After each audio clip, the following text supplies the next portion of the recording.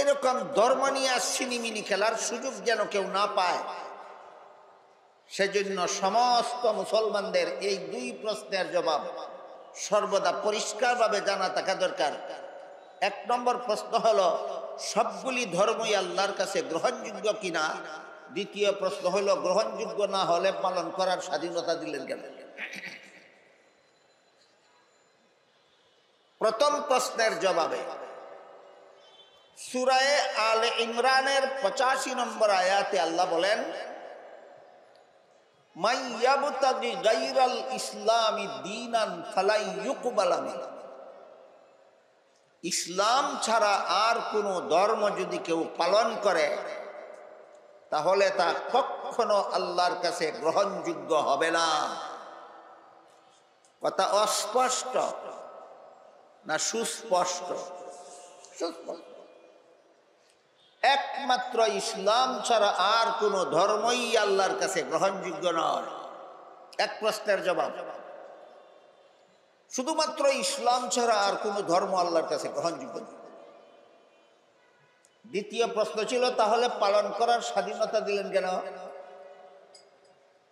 এই প্রশ্নের জবাব সহজে বোঝার জন্য আমি একটি উদাহরণ দিয়ে থাকি। যে কোনো শিক্ষা প্রতিষ্ঠানের ছাত্রদেরকে পাঠ্যতালিকা পাঠদান সমাপ্ত করার পর একটা পরীক্ষা নেওয়া হয়।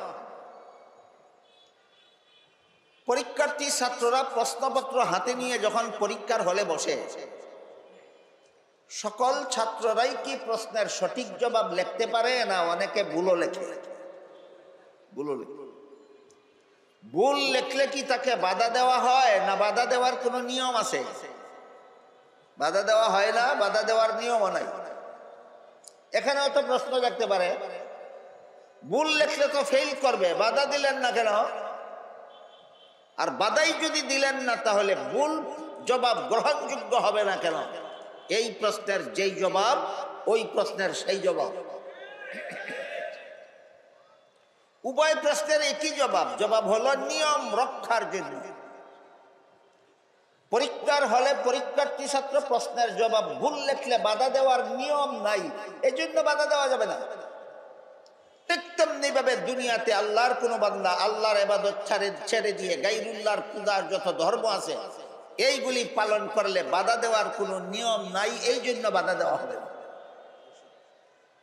এই সুযোগে যদি কোনো পরীক্ষার্থী ইচ্ছা মতো প্রশ্নের জবাব ভুল লেখে, তাহলে যেভাবে তার কপালে গুড়ার ডিম ছাড়া আর কিছু নাই, তেমনি ভাবে এই সুযোগে যদি দুনিয়াতে কোনো মানুষ ইসলাম ছাড়া আর কোনো ধর্ম পালন করে, তার কপালে অপরকালে জাহান্নাম ছাড়া আর কিছু নাই। কাজেই সত্য ধর্ম আর বাতিল ধর্ম নিয়ে জগা খিচুড়ি পাকাবার অবকাশ কুরআন হাদিসে নেই।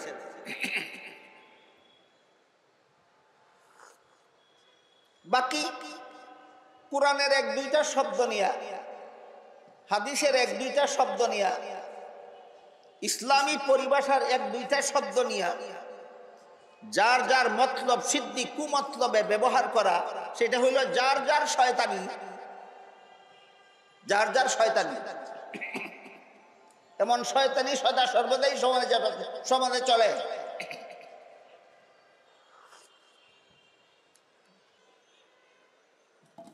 আলহামদুলিল্লাহ নাহমাদুহু ওয়া নাস্তাঈনুহু ওয়া নাস্তাগফিরুহু ওয়া নু'মিনু বিহি ওয়া নাতাওয়াক্কালু আলাইহি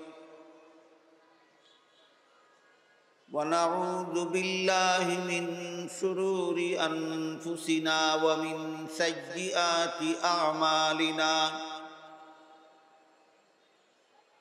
মান ইয়াহদিহিল্লাহু ফালা মুদিল্লা লাহু ওয়া মান ইউদ্লিলহু ফালা হাদিয়া লাহু। ওয়া নাশহাদু আল্লা ইলাহা ইল্লাল্লাহু ওয়াহদাহু লা শারীকা লাহু ওয়া নাশহাদু আন্না সাইয়্যিদানা ওয়া নাবিয়্যানা ওয়া মাওলানা মুহাম্মাদান আবদুহু ওয়া রাসূলুহু সাল্লাল্লাহু তাআলা আলাইহি ওয়া আলা আলিহি ওয়া আসহাবিহি ওয়া বারাকা ওয়া সাল্লাম। أما بعد فأعوذ بالله من الشيطان الرجيم. بسم الله الرحمن الرحيم. فلولا نفر من كل فرقة منهم طائفة ليتفقهوا في الدين وَلِيُنذِرُوا قَوْمَهُمْ إِذَا رَجَعُوا إِلَيْهِمْ لَعَلَّهُمْ يَحْذَرُونَ. وَقَالَ رَسُولُ اللَّهِ صَلَّى اللَّهُ عَلَيْهِ وَسَلَّمَ: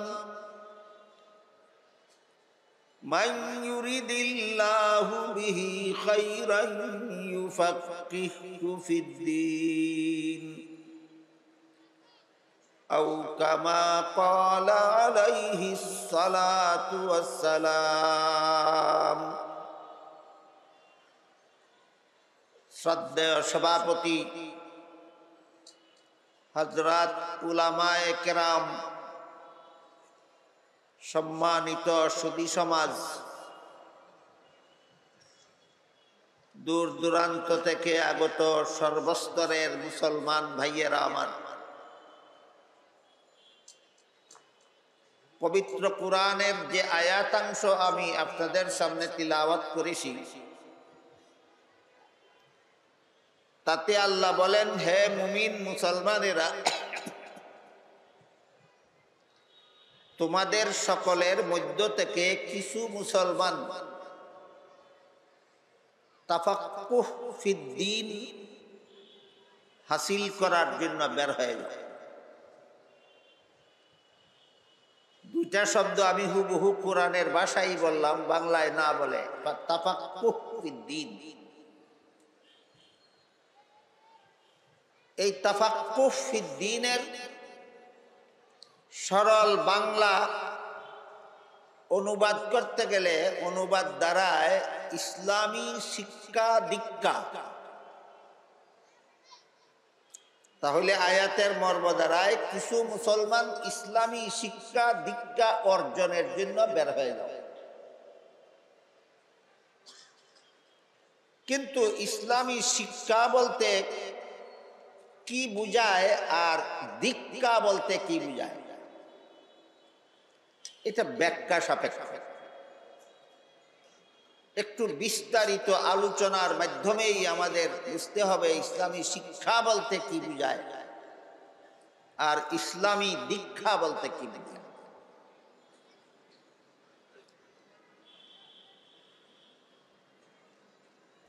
তিলাওয়াতকৃত আয়াতাংশের শব্দ হইল লিয়াতাফাক্কাহু ফিদ্দীন। এটাকে আমি তর্জমা না করে বলেছিলাম কোরআনের ভাষায় তাফাক্কুহ ফিদ্দীন হাসিল করার জন্য।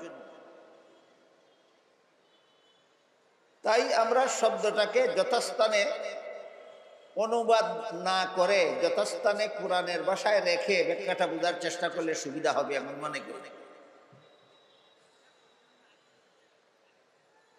একটা হলো দিন আর একটা হলো তাফাক্কুহ ফিদ্দীন।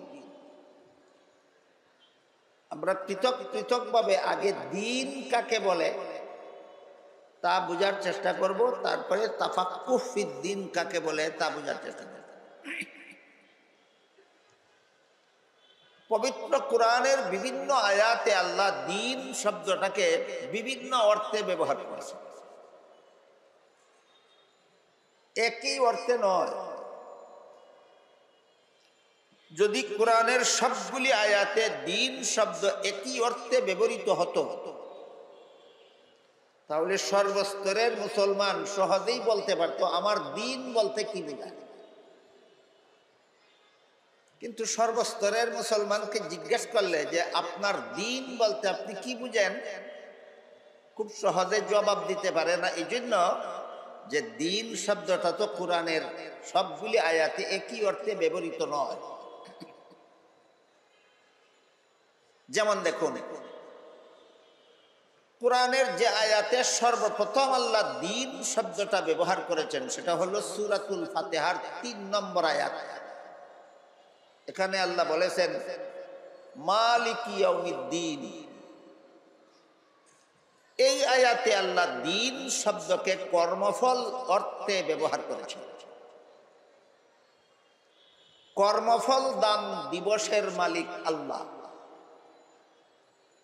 আর যেহেতু জগতের সকল মানুষের সারা জীবনের পরিপূর্ণ কর্মফল কিয়ামতের দিনেই দেওয়া হবে, তাই এখানে আল্লাহ কিয়ামতের দিনটাকেই কর্মফল দেওয়ার দিন নামে আখ্যায়িত করেছেন। তো আমরা মনে রাখি মালিকি ইয়াউমিদ্দিন আয়াতে আল্লাহ দিন শব্দকে কর্মফল অর্থে ব্যবহার করেছেন। তারপরে দেখুন সূরাতুল বাকারার 256 নম্বর আয়াতে আল্লাহ বলেছেন লা ইকরাহা ফিদ্দীন। এখানে দিন অর্থ কর্মফল নয়, এর অর্থ হইল ধর্মের বেলায় বল প্রয়োগ চলবে না, সমস্ত ধর্মাবলম্বীরাই যার যার ধর্ম পালনে স্বাধীন। তাই এখানে আল্লাহ দিন শব্দকে ধর্ম অর্থে ব্যবহার করেছে। সূরাতুল বাকারার 256 নম্বর আয়াতে দিন শব্দকে আল্লাহ ধর্ম অর্থে ব্যবহার করেছে। বলেছেন ধর্মের বেলায় বল প্রয়োগ চলবে না, সমস্ত ধর্মাবলম্বীরা যার যার ধর্ম পালনে স্বাধীন। এখানে আবার আর একটা প্রশ্ন জাগে যে আল্লাহ যে এত পরিষ্কারভাবে ঘোষণা দিলেন সমস্ত ধর্মাবলম্বীরা আপন আপন ধর্ম পালনে স্বাধীন, তাহলে কি সবগুলি ধর্মই আল্লাহর কাছে গ্রহণযোগ্য? যদি গ্রহণযোগ্য না হয় তাহলে পালন করার স্বাধীনতা দিলেন কেন? আর স্বাধীনতাই যেহেতু দিলেন তাহলে গ্রহণযোগ্য হবে না। এই দুইটা প্রশ্নের পরিষ্কার সমাধান সর্বদা সমস্ত মুসলমানের অন্তরে থাকা দরকার। তা না হলে কিছু মানুষ সমাজে সত্য ধর্ম আর বাতিল ধর্মের জগা খিচুড়ি পাকিয়ে সমাজে গুলাফানিতে মাছ শিকারের অপচেষ্টা চালায়।